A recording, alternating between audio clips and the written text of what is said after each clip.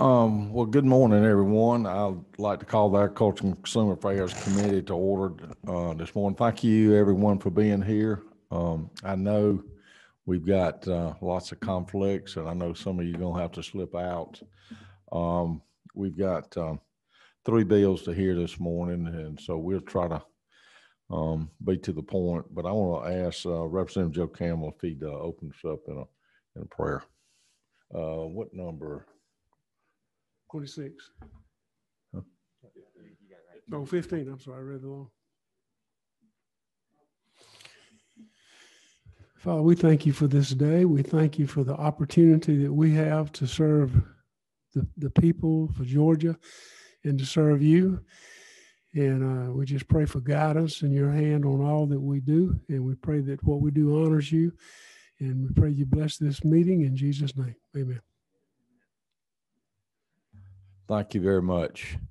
We'll get right to our business this morning. I'm going to ask our Secretary, Stephen Meeks, Representative Meeks, to bring his bill.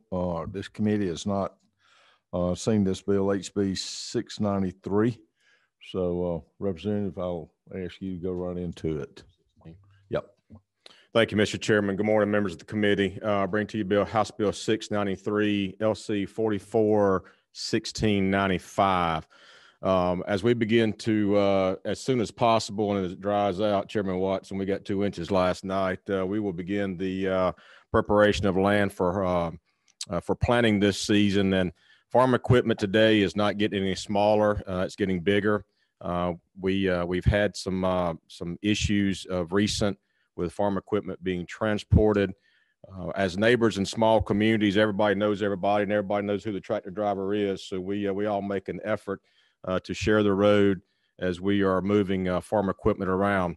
So what House Bill 693 does is it reiterates in the starting on line or I guess line 15, just identifying farm equipment, and indicates as farm equipment is approaching oncoming traffic that the farm equipment is to move over to the right shoulder of the road to allow vehicles to pass.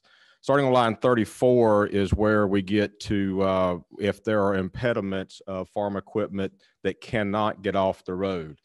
A cotton planter or corn planter unfolded is 38 foot. Folded up is 19 foot, lane of travel is 12 feet. So when there are situations where a farm equipment, whether it be a bridge, guardrail, sign, trees, poles, whatever it may be, that farm equipment cannot get off the road, we say that the driver of the oncoming traffic shall yield to the farm equipment to allow the farm equipment to pass and then proceed. We'll reiterate in line 41 that nothing in this bill gives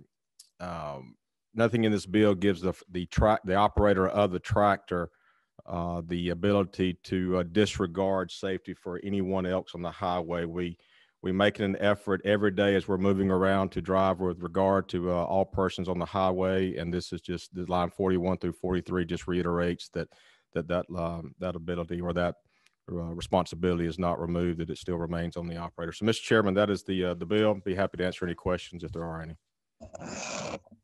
Are there any questions? I see one.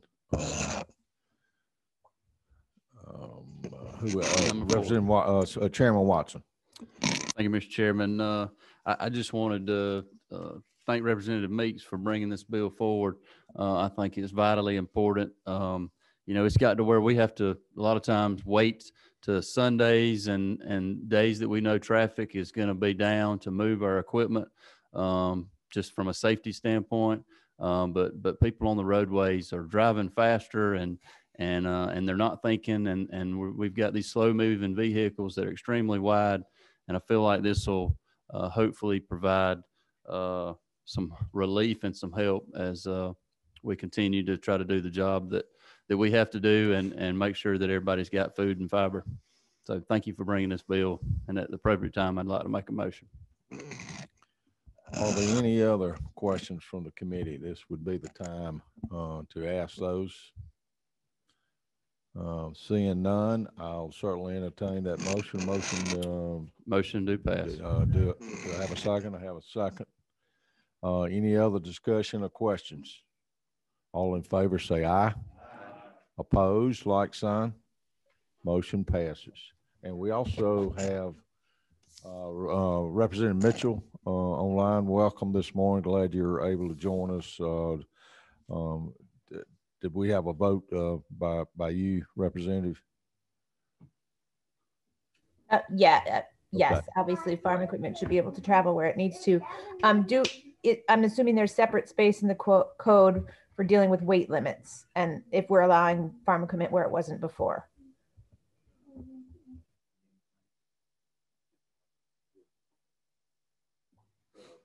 Representative Meeks. Yes, ma'am, Representative. There's nothing in this bill deals with weight limits. Okay. Thank you. And bill does pass on the rules. Thank you for bringing that bill. We do, I forgot to say a while ago, we do have a sign-up sheet for any other bill. We got 2 other bills, and I think Representative Gullett, you might be someone here that wants to speak to your bill. We do have a sign-up up front if anyone does. And I also want to thank you for the lead council. Paul Hibby, thank you for being here this morning. Appreciate your help, especially with this next bill. I'd like to call Chairman Houston to present HB 696. We heard this the other day at a hearing only meeting, and so I think we have a sub. Chairman, if you could give us the number of the sub. Have you got that in front of you? Number 441713S.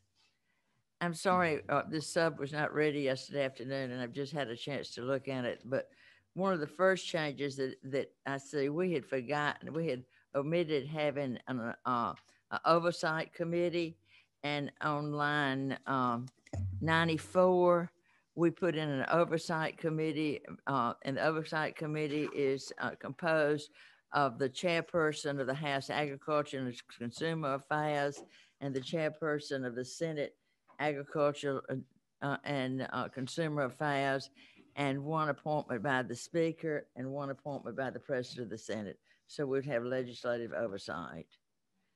I scanned it, but I didn't see any other changes. Yeah, thank you, Chairman, for bringing this bill. I know Lead Council has worked on this bill, and it's on short notice. Last few days, I know he's juggling lots of bills, and I know we had some input, Chairman Watson, in here, and I think things are not. It's a quite lengthy bill and addresses a lot. It's a complicated subject. Trying to pass this along. I've been in discussion with Lead Council and then with you and others over in the Senate. And I think it will be some more changes to this bill as it progresses through the process up here. And so, but I think we've got things pretty close to be able to move the bill or very close to be able to do that. So that's my input on it. And thank you for your work and others input into this. Well, thank you, Mr. Chairman. I'm sorry I'm not more familiar with the sub, but I tell you, everybody's running on a tight schedule. Yeah, I know. And that's what we deal with up here. And we've got plenty other time later to do some adding to it. I see one question. Who is 9? Representative Wilson? Is that you or Taylor? Who? It was unintentional. Okay. Representative Watson. Chairman Watson. Excuse me. Thank you, Mr. Chairman.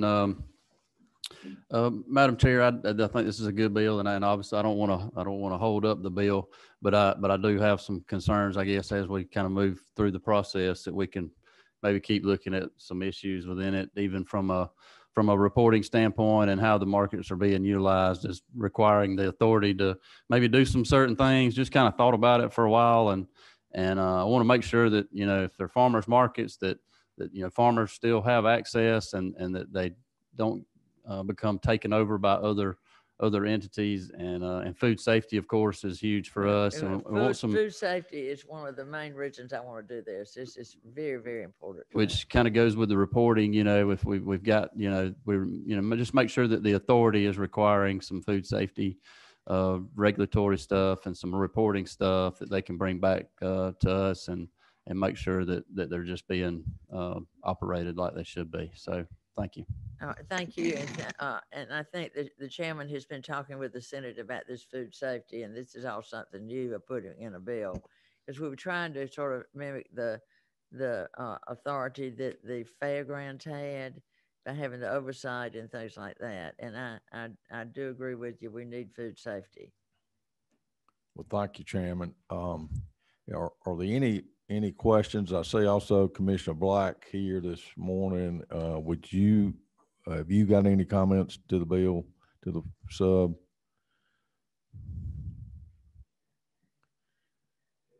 Mr. Chairman decided that we work with you, and the check sheet's done a whole lot of good work. And we hit on another idea too yesterday that tracks pretty much what we're talking about. So I think if the time to act is this year. If we can find a way to solve the business model, that's sure what we're trying to do. And I can't thank the chair lady enough for her work. Thank you, Mr. Thank you, Chairman. Thank you, Houston. I see no questions. I'd like to call for a motion now if the committee so would like to have a motion to be a second to do pass. Any other questions or comments? All in favor say aye. Opposed, like sign. Representative Mitchell and Representative Lim is on online as well. Okay. Thank you. Motion passes. All right, to our third bill, HB 609, Representative Gullett. I apologize. The other day, the fire ran us out of here. This bill was just really hot. It's a hot one, Chairman. Yes. And so I appreciate you letting me go last, or I'm not sure last, but now that way I don't want the fire alarm to go off and ruin anyone else's presentations today. So that's a smart move on your part. Are you ready? Yes. I just want to make the committee and you aware. I think this is a hearing only. I know you got a sub for this, and you've worked on this bill well. And I just really want the committee to get this, understand what you're bringing here. So anyway, let's get into it. Sounds good. Good. Thank you very much. I do have a sub as LC 441712S. And we got the sub really based off some comments of the last hearing that we had earlier this week. So again, I kind of want to reiterate what this bill does do and what this bill does not do, and then I can kind of go in a little bit about what the changes were we made in the sub. This bill does three things. It protects law-abiding registered breeders rather than unlicensed roadside sellers. It diminishes cost shifting from failed businesses to local government and taxpayers. And it protects Georgia consumers from unscrupulous individuals who sell sick animals to unwitting families. What this bill does not do is impact farmers selling livestock or the family giving away accidental litter of puppies or kittens. It also does not impact responsible hobby breeders and breeders of hunting dogs who sell from their residential or business properties or through online sites. Rather, this bill targets reckless commercial pet breeders who rely on transients to evade existing laws, fleece consumers, and ultimately not pay taxes. And I kind of went into detail last time along the rationale. Basically, pet sales at outdoor locations don't have any state or federal regulatory oversight. This bill would not add any additional requirements to the Department of Ag today. And I spoke to Commissioner Black after we presented the bill. The bill protects responsible breeders. So if you're actually a breeder and you're registered, you do the right thing. This bill protects you. Hunting dogs, basically if you sell from your residential place of business, or you sell from your residential house or your place of business, you're not impacted by this bill. This bill gives law enforcement an additional tool in combating illegal activity while reducing overall enforcement. I think a lot of people who sell these animals in parking lots and things like that are actually a lot of times selling bully type dogs for dog fighting and other things. The bill reduces the economic burden on local governments for pet overpopulation. So a lot of times I think you'll find when you are buying a pet, a dog, cat, or rabbit emotionally, and you're walking into the Walmart parking lot and your daughter's tugging on your sleeve, "Daddy, can I please have that dog?" You think or that puppy. Yeah, that's a great idea. And you get home and you realize you didn't have a fence, and you didn't have, you're not ready for the chewing of your furniture and all the other fun things that come along with that. And you realize you weren't really ready for a puppy, or that the daughter told you she's going to clean the yard, and that just doesn't happen anyways. Those dogs pretty often actually end up in shelters, and that costs taxpayer money. In fact, I think Georgia's has in 2019 we sent over 18,000 dogs out of the state for rescue groups to be adopted elsewhere. We have so many dogs and cats in Georgia in our shelters. This bill protects consumers from purchasing sick animals. Like I said, there's no oversight to these dogs, cats, and rabbits that are sold for flea markets or in a parking lot. A lot of times they aren't vaccinated. They could be sick, and you really have no recourse. You go and buy your daughter this puppy when you actually want it, and then it's got parvo when you get home, and all the vet bills, or it's not vaccinated, and there's a lot of things, or it's inbred. There's a lot of things that go along with that. So you get attached to it, and then you have a sick dog that maybe you can't afford the vet fees, or if you can, it's really expensive and it still might not survive. And lastly, I want to say that this bill isn't unique. It has precedence in 7 states today: Louisiana, Virginia, Arizona, Oklahoma, Illinois, California, and Nevada. And it's working its way through a couple other states as well. And there's a couple of cities, Douglasville, who has an ordinance. Douglas County, Jackson County, and Lowndes County also have ordinances today. What we did for the substitute bill is not very much different. So last time, I think there was a red line drawn through it because I had offered an amendment for an enforcement mechanism. And so I didn't see the red line, but I know I talked to you guys and it was a little bit confusing. But we did a sub to keep things clean. Basically what we've done is the first part, line 27, we've adjusted that. Some of the AKC and the Canine Coalition, some other people who do dog shows and things like that were worried about the language that we had, that it would restrict those opportunities for them to have the dog shows, cat shows, sporting events, things like that. So we adjusted section 2, starting at line 27. And then we added D. It was section D, line 33, animal control officer who is an employee of the state or local government, or any sheriff, deputy sheriff, or peace officer is authorized to impound any animal transferred in violation of this. I think that's really if there's really sick animals, sick pets there, that other than fining, the fining mechanism is starting at line 36. But if there's just something they don't, other than giving a fine, but these people have animals or pets really, really poor conditions who are sick, they have the ability, if they think it's necessary, to impound that animal. And then the fines are no more than $100 the first offense, $250 the second offense, $500 for the third offense. And then if you say you had 100 animals that you were selling, it only counts as one offense. It wasn't 100 times 500. That's the premise of the bill. I'm happy to go into details or talk it through. Thank you, Representative. I'll entertain some questions. I got a couple here lit up. Representative Wilson, is that your mic? Thank you, Mr. Chairman. Thank you, Representative Gullett. I appreciate your intent with this bill, but I agree with the chairman that we want to make sure we get it right. And you agree with me, I want to get it right too. Yeah, exactly. Yeah, you want to get it right as well. So two questions that I have. How would this affect? So my Labradoodle that I have, I purchased from a breeder, and my question is, when I purchased Henry, we went to the breeder's home and picked the dog up there. For breeders who don't, for whatever reason, don't want that transaction occurring at their home, Sure. What option does this leave them? Yeah, so they can, if they have a business, you can do it at business. They can do their home. There's also line 31, a prearranged transfer of a pet seller. Specific purchaser takes place at a law enforcement facility. Is authorized by the authorized by the applicable local governing authority. And I think purchasing a home is, and knowing what dog you're getting from that perspective is an important aspect. You're intentionally going somewhere. You're intentionally looking at how the temperament of the dog and the parents and the conditions.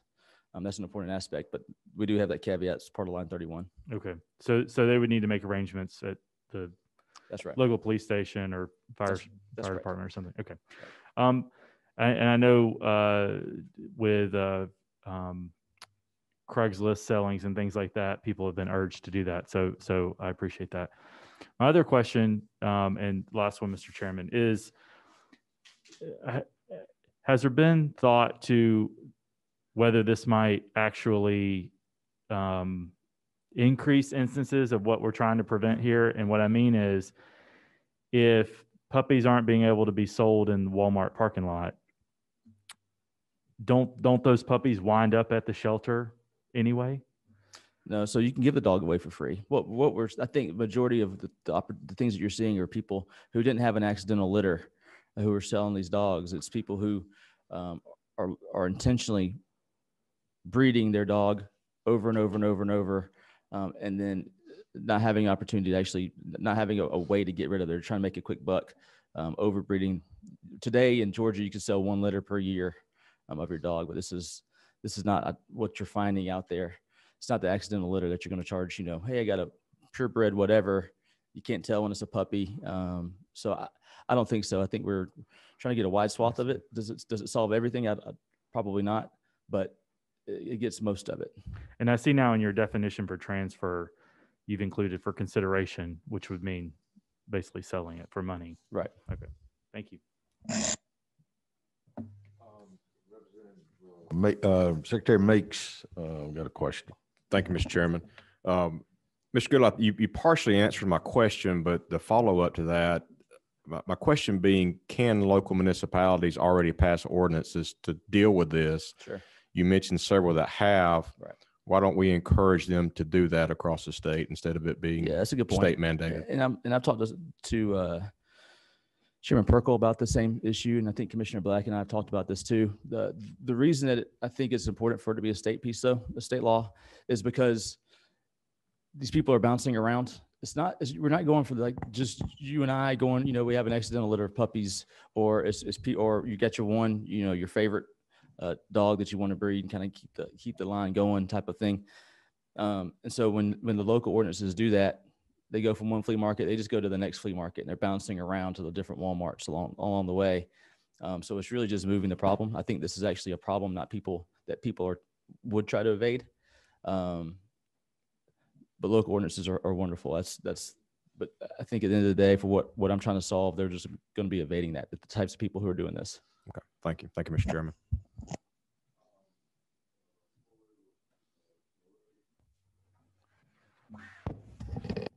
Thank you, Mr. Chairman. I don't know if Representative Gullett can see me behind the pole, but I got you. So with this, they were going to say I'm bigger than the pole, Mr. Chairman.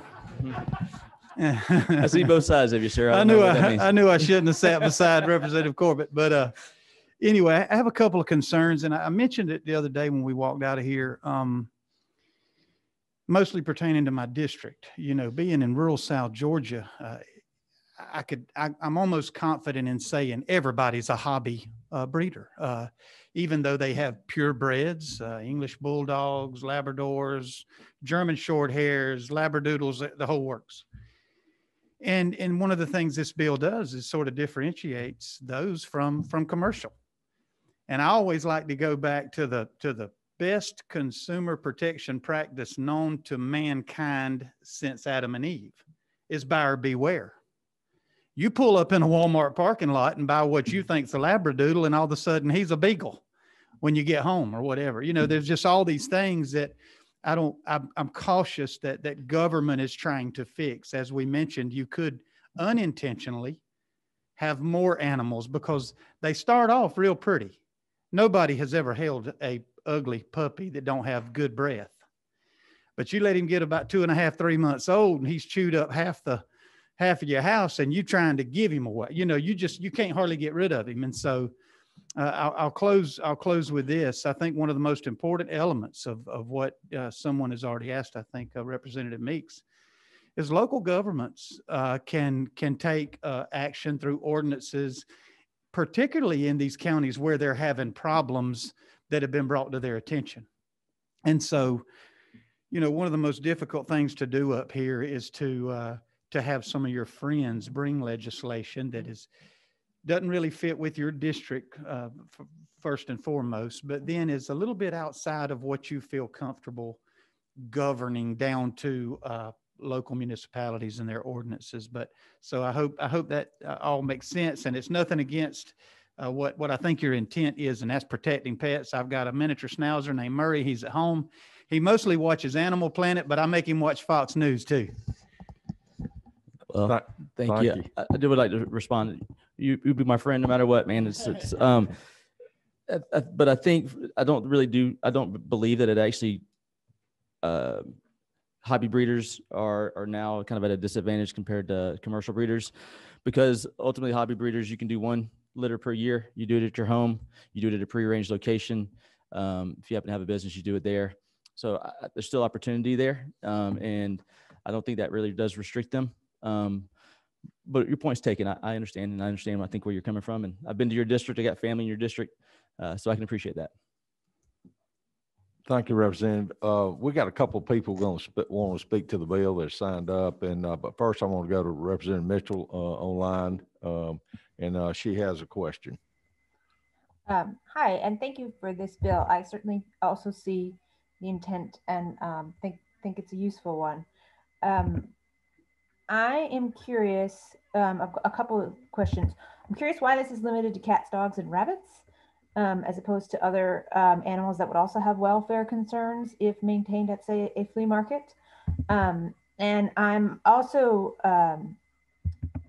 wanted to point out that from a disease control standpoint, specifically parvo, if I have a litter of 12 puppies and I have people coming into my home 12 times to pick up a puppy, that puts the rest of that litter at risk versus meeting them somewhere else at a public place where that person will not be bringing whatever is on their shoes into my house.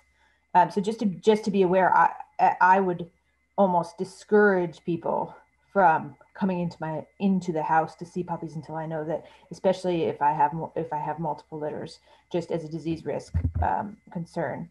But I also wanted to point out, you commented that you could still give the puppies away in Walmart, and that's actually something that's fairly discouraged among the animal welfare community, because if you give the animal away, there is an assumption that they are more at risk of being used for as a non-family pet, and that they're less valued. So just to be aware, if we're saying we shouldn't be selling puppies there, it might also be a discussion as to what the implications are, and that's something certainly the welfare folks would, I'm sure, have opinions, be able to talk to you about, but whether you would also want to prevent giving away a litter of puppies in a parking lot. And I don't have enough expertise in welfare to speak specifically to that, but I would definitely recommend you reach out to the shelter community to find out whether that would be an important aspect of the bill. Thank you. I don't know if I heard all of that. It's kind of not great audio, but yeah, giving away animal welfare issue, potentially with what they say, bringing animals into your home is not ideal because of diseases and things. Did I miss another point of that? Other animals, why was it dogs, cats, and rabbits? Right. Why not guinea pigs and snakes, which would also, it would be severe animal welfare negative. Yeah, I mean, I struggle to even put rabbits in there, but dogs and cats, just from that's your traditional pet. I know there's other things, but I wasn't trying to solve all the world's problems, just a big swath of them. But thank you. That did remind me, I think you're a veterinarian, Georgia Veterinarian Council or something like that endorsed the bill. EMA, okay. Name, but, and specifically the welfare folks would be the ones to reach out to. Understand. Thank you. Thank you. I want to go to be respectful of a couple of people taking the time to come here to speak to the bill. Frank Mylett, if you could come to the podium and speak to this bill. Thank you for being here this morning. Okay, thank you, Mr. Chairman, members of the committee. I'm Frank Mylett. I am representing the Georgia Canine Coalition. The Georgia Canine Coalition is a coalition of dog clubs. We've been in existence for about 25 years. We represent the dog clubs around the state of Georgia, as well as individuals who enjoy owning and having companion animals in their house. We spoke to Representative Gullett about this bill earlier this week. He has made changes to the bill, which I think are very good, and so we do support the bill. I think the problem which the representative has brought forward is an important problem because a lot of animals which are sold and the consumer doesn't know whatever happened to the seller if there's a problem, if there's disease in the animal, if the animal is not as representative. If one of our people sell animals, and our people are sometimes called hobby breeders, if they sell them, they stand behind them. We expect written contracts. We expect them to have the dogs spayed and neutered. We expect them to be properly vaccinated. And so I think this bill moves us in that direction, and we support the bill. I thank Representative Gullett for bringing it. If there are any questions, I'll be glad to answer them. Seeing no questions, thank you very much. Appreciate you being here and your effort on this. We have one other online commenter, Lisa Mylett. Are you available to speak to the bill? I am, sir. Can you hear me? Yes. Go ahead. Okay. So thank you, Mr. Chairman and committee members. My name is Lisa Mylett, and I'm an associate professor of law at the University of Georgia. In my law practice, I was a business and tax law expert, and my research at UGA focuses on animals housed in municipal shelters and on backyard breeding, the low-level and often illegal commercial breeding of dogs outside of reputable programs. I also work with Commissioner Gary Black on legislation concerning the Companion Animal Division of the Georgia Department of Agriculture. I am not here to advocate for House Bill 609. I'm here as a subject matter expert. Representative Gullett asked me to share my related research and address legal questions you may have about the bill. And I think that some of the things I wanted to mention about my research speak directly to some of the questions that were raised. And relevantly, my research shows that Georgia currently has a problem with irreputable pet breeders who sell through informal venues. So first, there's widespread violation of existing state and federal laws by many of these breeders. Sales at informal venues are largely cash transactions, and the IRS has estimated that 63% of this low visibility income is improperly excluded from tax returns, which means that there's tax evasion going on. Sales at transient venues allow for anonymity, which is the opposite of what good breeders are looking for. They're proud of what they do, and they want to get to know the people buying their animals. And anonymity is instead sought by illegal breeders and people purchasing animals for illegal purposes like low-level dog fighting and guard dogs for gangs and drug activity. Second, Georgia has few protections for consumers who purchase a pet that turns out to be sick with a disease contracted prior to purchase. And while I agree with Representative with the representative who mentioned a buyer beware with respect to things like breed of an animal, I'm more cautious of that when we're talking about diseases like parvo that might have been contracted prior to the sale and where a buyer can't reasonably inspect in a Walmart parking lot. There's no pet lemon law, and other than rabies, no required vaccinations in Georgia before a kitten or puppy is sold. And so these issues are rampant. And then third, Georgia also ranks in the top few states annually for the number of dogs and cats killed at taxpayer expense in its municipal shelters. And this problem was recognized by the Georgia legislature when it decided to require that dogs and cats in shelters needed to be sterilized before going out into the public, and when the legislature started the license plate program to fund the sterilization of cats and dogs, which were both great moves. Many of the animals end up in shelters, as Representative Gullett said, were impulse buys, but buyer doesn't live somewhere he's allowed to have a pet, or he didn't consider the fact that the puppy would grow up to be a 50-pound bully breed with no manners. And now it's a 1 to 2-year-old untrained bully mix, and he can't keep the dog.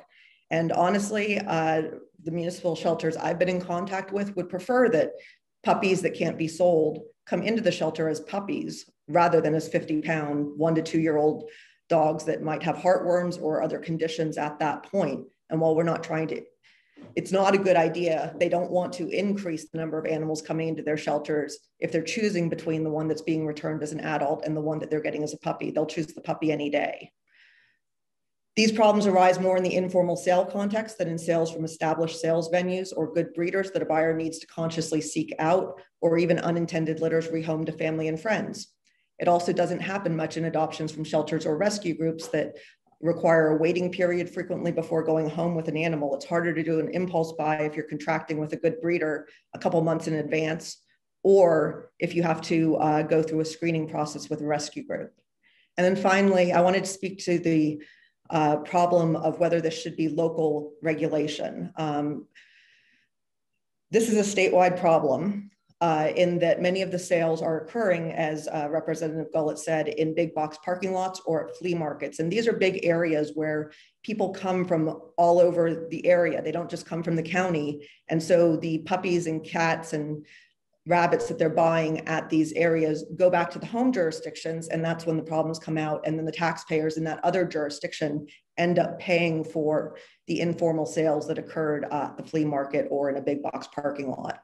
It's also unlike the person rehoming an unanticipated litter to friends and family or a good breeder whose dogs just don't end up in the municipal shelter. As a result, this is one of the areas where my research shows that the solution needs to be state level with some movement, some ability for localities to make decisions, such as exactly what the enforcement mechanism should be. Should they impound the puppies or not? Should they do a $10 fine for a first offense, or should they do a higher fine? That's something that is well within a locality's domain.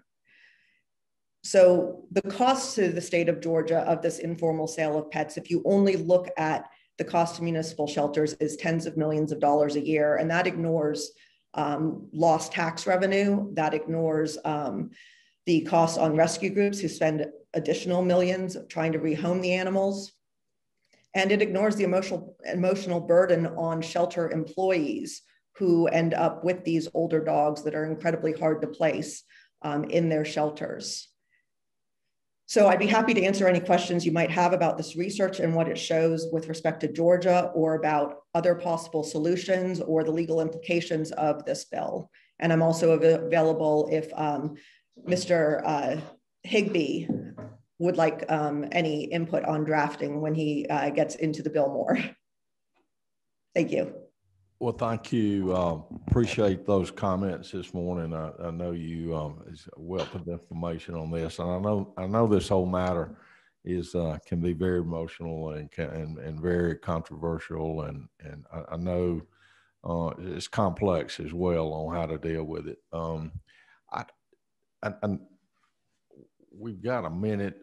Commissioner Black, would you mind speaking to your department's involvement for the committee's information, just to better understand your department's involvement with licensing pet breeders and other things on this? I think it'd be helpful for the committee to understand yes, sir. That, if you don't mind. Good morning, members of the committee, Mr. Chairman and Professor. Good to see you this morning. Lisa's done a great job on we have a little work group that we meet occasionally, and it's good to have input from smart people, and certainly the professor is one of those. Let's talk about the bill real quick. Respect the author. There are a lot of people that are interested in these type issues. This is not our bill. It's we've talked about that, but I can respond to your question, Mr. Chairman. The folks in Mark Murrah's shop, who is the director of companion animal and equine, they have probably the toughest job in our department, because it is emotional. There are variables of consequence, and anytime you have an inspection, whether it's food safety or even a gas pump, but particularly when it comes to companion animal, an inspection is a snapshot in time. It is a snapshot of a moment in time. And some of these things can get they can get bad real quick. And we've seen that. And of course, then social media blows up and it's very, sometimes folks are not particularly, they're very passionate about it. And I get that. We are too. Sometimes, this issue maybe doesn't, we don't harvest all the facts before we speak when these issues get public, but we try to fight. Mark and his team are very dedicated. They're part of those folks that we're trying to ask you to help so we can get them a wage where they can support their family. We're going to help them with the governor's proposal, but we've asked appropriations help this group too, because they really need help. We're doing a lot of good things with education. We have reached out to GMA, ACCG, Georgia Sheriff's Association, the professor and other folks on our team working with us. We're doing a lot of local government education, where I think is actually the platform where we need to launch this program for the future, is doing more of that so that the control could be at the local level. Still going to have some overarching state things, but I do believe that we've made some great strides there, because there's no doubt about the fact when you get to a local sheriff, and they've got lots of things going on too, local government, but they often don't understand the difference between us just, licensing a breeder, licensing a pet store, and then animal cruelty, because the animal cruelty is not us. We certainly don't like it. We certainly are against it. But at the same time, we don't, that's a criminal offense that's not us. And so trying to get local government to understand that, Mr. Chairman, that's one of the things we've been doing the last couple of years. And I'll close with this on rabbits. We had a very interesting meeting internally with some of our regulatory team, from looking at the balance of companion animals and rabbits, which are very popular. But then also there's a really big issue on the breeds that are used for meat for rabbits. They're becoming, that's really a growing little segment. And so we've got some rules and regs balanced between those two. I've got a team of folks looking at how do we address that moving forward. But I appreciate Professor's very, very bright and knows of what she speaks, and we've got a good group of folks that help us in these issues, and we'll try to keep doing good. Look, there's room for everybody at the table, but hope that was a little help, Mr. Chairman. Well, thank you, Commissioner. I know I kind of put you on the spot coming to speak to this, but thank you for those comments, and thank you, Representative Gullett, for bringing this bill. It is something I want this committee to be aware of and to be informed about. So have you got any other comments to the bill? No, appreciate the committee's time. At the end of the day, I think that just the way the laws are today, it actually harms people who breed, and as a hobby breeder or as a professional breeder, and allows the people who are trying to make a quick buck today. This bill hopefully addresses that for the sake of the pets and for the sake of the consumers and the taxpayers. So thank you so much for the time, and appreciate you thank you. Wanting to hear it. Are there any other business committee would like to bring up? I think the hour's getting late, and I appreciate everybody's attention this morning and passing these other two good bills out of this committee. And if not, meeting adjourned. Thank y'all.